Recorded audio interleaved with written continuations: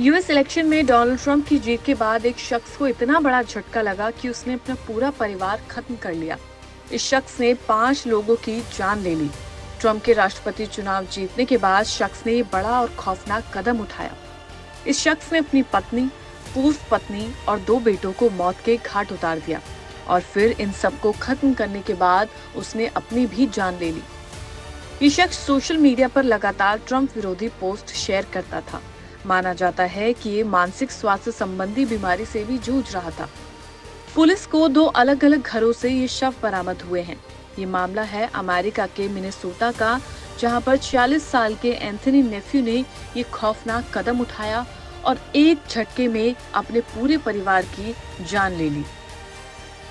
गोली मार कर ली पूरे परिवार की जान। अब सबसे पहले एंथनी ने अपनी पूर्व पत्नी एरन अब्रामसन और अपने बेटे जेकब नेफ्यू की जान ली। पूर्व पत्नी और बेटे की गोली मारकर हत्या की गई। जब पुलिस को पता चला कि इन दोनों हत्याओं के पीछे एरन के पति एंथनी का हाथ है, तो उसे गिरफ्तार करने के लिए पुलिस उसके घर पहुंची। जब पुलिस वहां पहुंची तो पुलिस के होश उड़ गए। एंथनी के घर उसकी पत्नी कैथरीन और 7 साल का बेटा ऑलिवर मृत पाए गए। वहीं इन शवों के साथ एंथनी का भी शव बरामद हुआ। एक ही घर से 3 शव पुलिस ने बरामद किए और यहाँ भी गोली मारकर ही हत्या को अंजाम दिया गया। एंथनी ने खुद की जान भी गोली मारकर ली। डोनाल्ड ट्रंप की जीत से नाखुश था एंथनी। अब बात करें डोनाल्ड ट्रंप के कनेक्शन की, तो एंथनी ट्रंप को नापसंद करता था। वो सोशल मीडिया पर अक्सर ट्रंप के खिलाफ पोस्ट शेयर करता था। न्यूयॉर्क रिपोर्ट के मुताबिक एंथनी ने एक पोस्ट किया जिसमें लिखा था कि ये दुनिया अब शांति से नहीं रह सकती है और इसका सबसे बड़ा कारण ये है कि लोग मुझ पर और मेरे परिवार पर गलत विश्वासों को थोप रहे हैं। एंथनी ने अपने सोशल मीडिया पर लेफ्ट विंग और एंटी ट्रंप पोस्ट शेयर किए।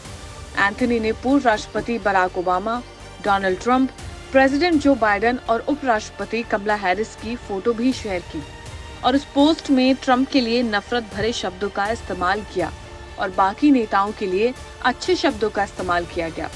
उसने ये भी लिखा कि मेरी मेंटल हेल्थ और ये दुनिया शांति से एक साथ नहीं रह सकती। हाल ही में डोनाल्ड ट्रंप ने चुनाव जीता है और जनवरी में वो शपथ ग्रहण कर राष्ट्रपति का पदभार संभालेंगे। एंथनी ने मेंटल हेल्थ के बारे में बताया। देखिए, सबसे बड़ा सवाल ये उठता है कि क्या किसी नेता के लिए नफरत इतनी बड़ी हो सकती है कि कोई अपने हंसते खेलते परिवार को एक झटके में खत्म कर दे। जैसा कि एंथनी ने किया, उसने अपनी पूर्व पत्नी की जान ली, अपने दोनों बेटों की जान ली और वर्तमान पत्नी की भी उसने जान ली। देखिए, रिपोर्ट में ये भी कहा गया है कि एंथनी मानसिक रूप से स्टेबल नहीं था और ऐसे में उसके मन में हमेशा खुद की जान लेने के ख्याल आते थे। और ऐसे में एक आदमी अपने परिवार के लिए कितना खतरनाक साबित हो सकता है, वो इस केस में देखा जा सकता है। एंथनी ने ये भी लिखा कि इस देश में मेंटल हेल्थ को इग्नोर किया जाता है और ऐसे इंसान को इस देश में बोझ माना जाता है।